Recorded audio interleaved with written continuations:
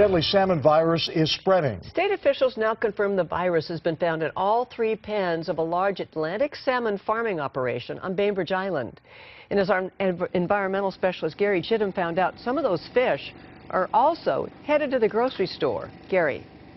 That's what we're learning, Gene. State officials are observing the destruction of over 1 million pounds of salmon here at the American Gold Fish Farm in Bainbridge Island, and the company has informed the state that they plan to sell at least some of those fish to end up on store shelves or menus. They're not worried about any health implications for people. Scientists say the virus doesn't affect humans, but wildlife officials are very concerned the virus could spread beyond the fish pens of the Atlantic salmon here and infect the wild salmon. This is the first time the HIN virus has shown up in Atlantic salmon farmed in Puget Sound. Health officials say the virus that killed or was going to kill these fish is not dangerous to humans, which is why the company is able to harvest an unknown quantity of the farmed Atlantic salmon for sale on the market. But even though it has been found in native Puget Sound fish, state fish managers are worried about a large dose of it spreading from the farm in a narrow passage to wild fish. A rich passage is a heavily migrated route for juvenile salmonids that are leaving Puget Sound and adult salmonids that are coming back to our rivers and streams. For that reason, all the pen nets and other items the fish contacted will have to be pulled, dried out, and disinfected or replaced before they can be used to raise salmon again.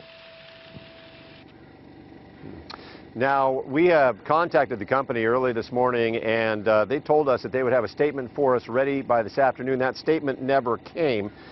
And we're basing our information on state fish managers who say they were told by the company that the company did intend to sell some of those salmon on the market.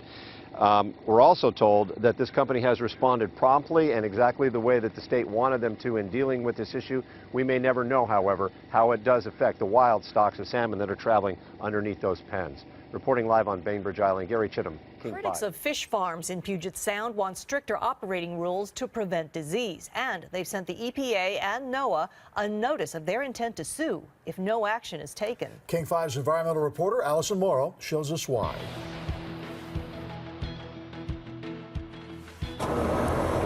This is video from 3 years ago, right after the IHN virus infected thousands of salmon farmed in net pens in Puget Sound. They ended up pulling 1 million pounds of Atlantic salmon out of the pens, but those fish stayed in the water for almost 2 months. And during that time, they're shedding huge amounts of viruses into the water. Todd Sandell is an ecologist who studies fish disease for Wild Fish Conservancy.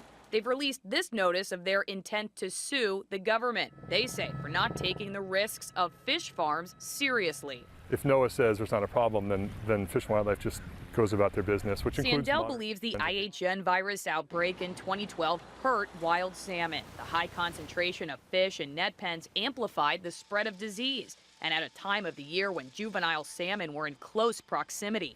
And the native fish have to migrate through those pathogen plumes, and they can get infected, and potentially they can get killed by the virus. Right now.